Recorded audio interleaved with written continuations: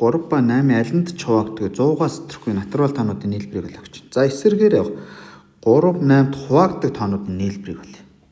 За эхлээд нэгдүгээрт нь 3-д хуваагддаг тоонуудын нийлбэрийг олох юм бол 3-д хуваагддаг тоо нийтдээ 3, за 6, 9 гих мэтчлэн явсаар байгаад 99 хүртэлх тоонуудын нийлбэр. За ингээд тэгвэл энэ нийлбэрийг олох юм бол энэ арифметик өргөөс үүсэх учраас эхний гишүүн сүүлийн гишүүн хоёрыг нэмээд 2 туугаад хичнээн ширхэг байгаа нь өстой гэсэн.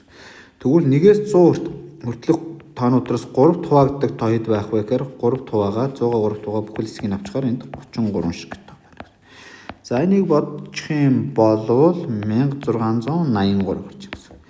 За үүнтэй ажиллахнээр 8 хуваагддаг тоонуудыг бодох юм бол 8, 16, 24 нэмэх нь гих мэтлэн нэмэх нь хамгийн сүүлийн тоон 96 гэсэн.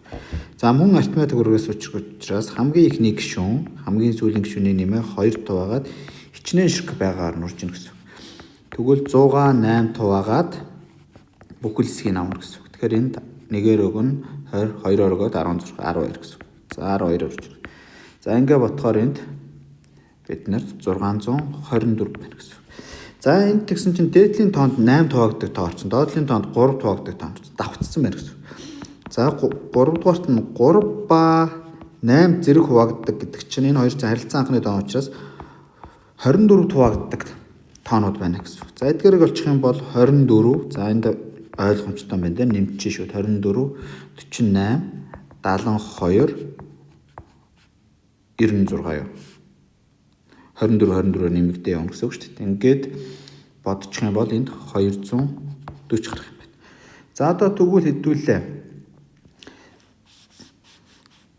3 ба 8-д хуваагддаг тоонуудын нийлбэрийг олохын тулд тэрийг S1 гэж.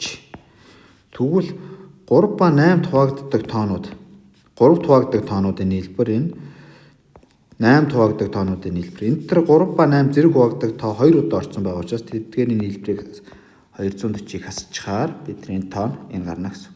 Ингээд энийг нэмээ хасчих юм бол 2067 гарч байна гэсэн. За тэгвэл бидэрт 1-ээс эхлээд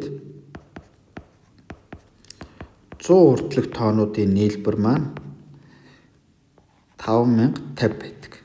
Тэгвэл одоо энэ дээрээс 3 ба 8 алинд ч хуваагддаггүй тоо гэх юм бол нийт нийлбэрээс 3 ба 8-д хуваагддаг тоонуудын нийлбэрийг хасчихаар гарч ирнэ гэсэн. За энд хасах гэдэг шүү. За ингээ хасчихаар биднэрт 2983 ширхэг тийм тоо байх нэ. Ингээд хариулт байх нь.